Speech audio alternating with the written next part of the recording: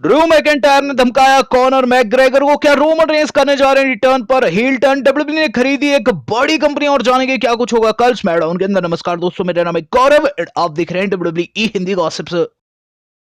WHG।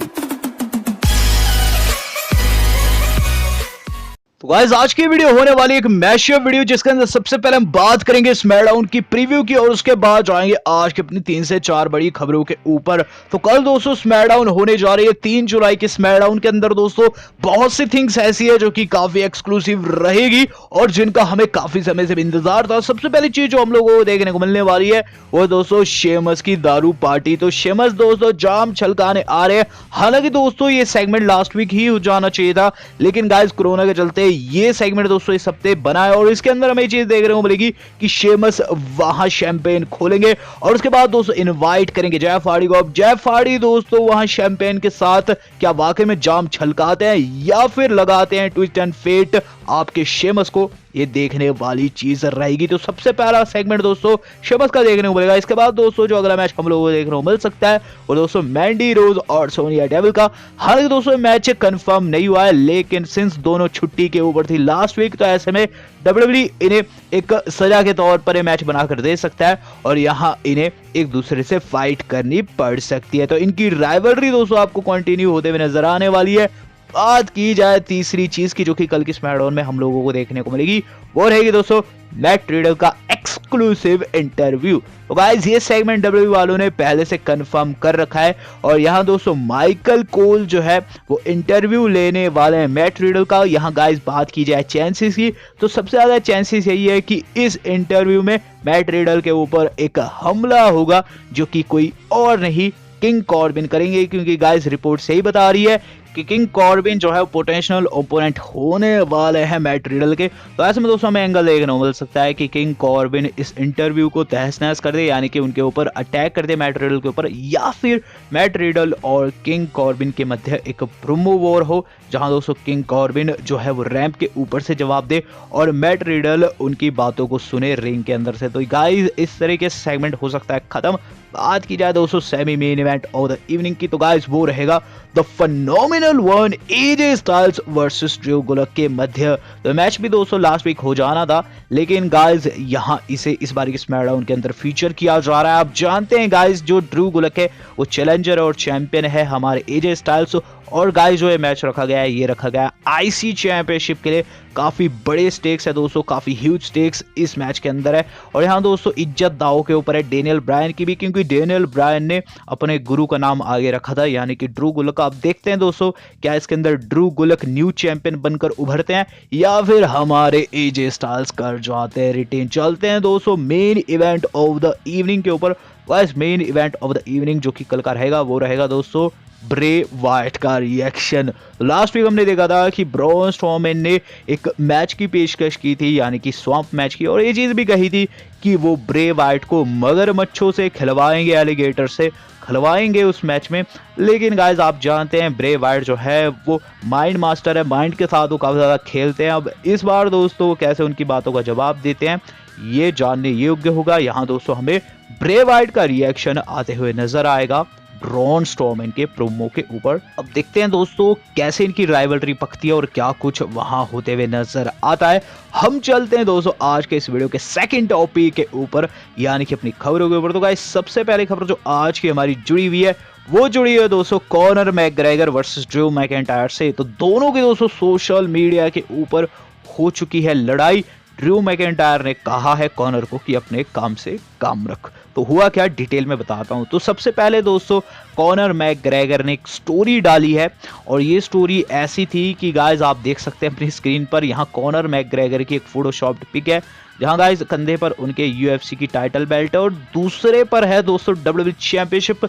वहीं गाइस ऊपर उन्होंने स्टोरी में क्या लिखा है, मिकमैन वर्सेस मैकग्रेगर। अब गाइस यहां से सारी कंट्रोवर्सी पैदा होती है। ये जो तस्वीर है ये देख लेते हैं।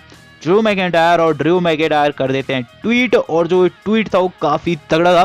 ट्वीट में क्या लिखा हुआ था कि कॉनर फिर से तुम एक 70 साल के बूढ़े व्यक्ति को पकड़ रहे हो, तुम वो व्यक्ति हो जो कि किसी बार में जाते हो और बार में उस व्यक्ति को भी नहीं हरा पाते जो कि बार फाइट करना चाहता है तुमसे, यानी कि बेवड़े को भी तुम किसी बार में नहीं हरा सकते, तुम विंस मैकमैन को क्या हरा पाओगे।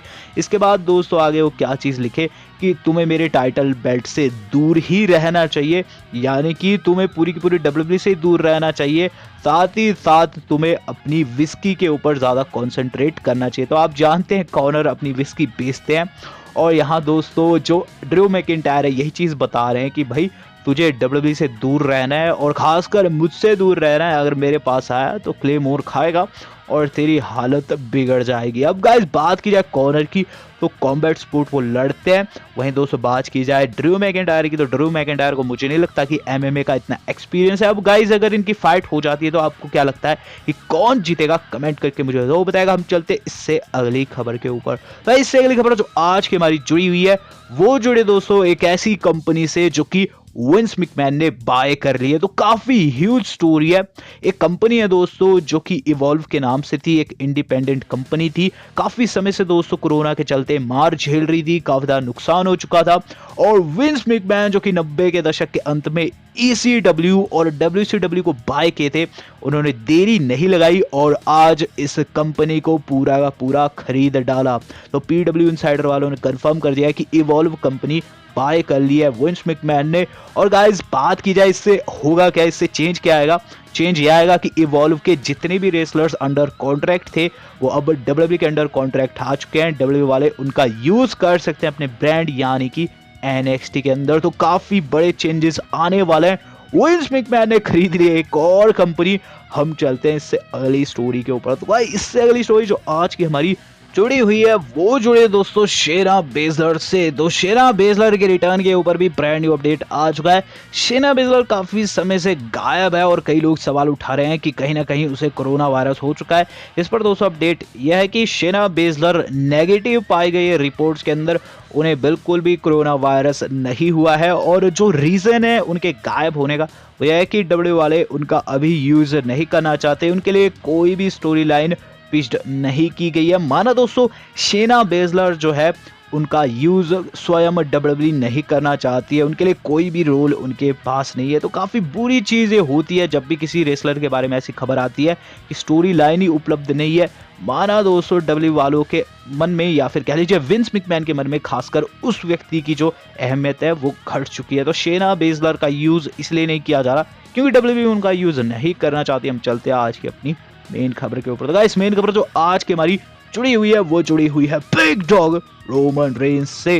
गाइस रोमन रेंस ले सकते हैं हील टर्न, रोमन रेंस को लेना चाहिए हील टर्न, ऐसा कहना है WWE के एक ऐसे लेजेंड से जिसने WWE को बहुत कुछ दिया है और साथ ही साथ बैक स्टेज भी काम किया, यानी कि आर्न एंडरसन। तो आर्न एंडरसन जो कि अब WWE को छोड़ AEW में जा चुके हैं, जिन्होंने WWE के लिए प्रोडक्शन का भी काम किया, उनके अनुसार रोमन रेंस को हील टर्न लेना चाहिए और यही सही समय है। रोमन रेंस अगर हील टर्न ले लेता है तो सोने पर सुहागा होगा। तो क्या बोले आर्न एंडरसन? आर्न एंडरसन ये चीज बोले कि देखो रोमन रेंस अभी घर पर बैठा हुआ है लेकिन यही सही समय कि वो रिटर्न पर हील टर्न ले। और आप लोग खुद सोचो कि रोमन रेंस अपना हील टर्न कर रहा है एक लंबे समय के बाद, वो इससे पहले बेबी फेस है, अब वो हील में बदल चुका है। रिंग के अंदर आकर ये प्रोमो काटता है कि तुम लोगों ने सोच कैसे लिया कि मैं अपनी फैमिली को छोड़ तुम लोगों को एंटरटेन करूंगा, तुम कौन होते हो जो मुझे बताओ कि कब फाइट करनी है, किससे फाइट करनी है, क्यों फाइट करनी है। मैं अपनी फैमिली के लिए सबसे पहले कंसर्न हूँ और फिर तुम लोगों के लिए। इसके बाद दोस्तों रोमन रेंस है वो और भी ब्रूटल थिंग्स कर सकते हैं, जैसे किसी रेसलर के ऊपर अटैक कर सकते हैं और आसानी से सिचुएशन को बेहतरीन बना सकते हैं। तो वाकई में दोस्तों आर्न एंडरसन की बातों में बहुत ज़्यादा दम भी है, क्योंकि जैसी सिचुएशन है कहीं ना कहीं रोमन रेंस को दोस्तों लोग एक तरीके से आप समझ लीजिए सॉफ्ट सा मानने लगे हैं। ये चीज़ मानने लगे हैं कि रोमन रेंस सबसे पहले कोरोना के चलते घर पर बैठ गए और बाकी के रेसलर्स जैसे कि सैथ रॉलिंस compete कर रहे हैं। यहाँ दोस्तों रोमन रेंस अगर इस तरीके से रिटर्न करते हैं तो एक सॉलिड रिटर्न होगा और सॉफ्ट रोमन रेंस की जगह हमें सॉलिड रोमन रेंस या फिर कह लीजिए हील रोमन रेंस का अवतार देखने को मिलेगा। अब गाइस बात की जाए आर्न एंडरसन की स्टोरी लाइन की जो कि उन्होंने ट्विस्ट किया है, तो क्या इस पर ऑफिशियल अपना रिएक्शन दिखाते हैं और क्या Roman Reigns as a heel return करते हैं या फिर फेस, ये तो आगे जाकर ही पता चलेगा। लेकिन गाइस आज की वीडियो इतनी थी। सवाल ये बनता है गाइस, क्या रोमन रेंस जो कि एक लंबे अरसे से हमें एज ए फेस नजर आ रहे हैं, जिन्हें दोस्तों कुछ लोग पसंद तो कुछ लोग नापसंद करते हैं, उन्हें अपने इस रिटर्न पर जो कि दोस्तों समर स्लैम से पहले करने वाले हैं, क्या हील टर्न लेना चाहिए या फिर नहीं, इसका जवाब जरूर दीजिएगा। वीडियो पसंद आई हो वीडियो को लाइक एंड शेयर जरूर कीजिएगा, साथ ही साथ आप इस चैनल को सब्सक्राइब भी कर सकते हैं। बट गाइस आज तक के लिए इतना ही, धन्यवाद, शब्बा खैर।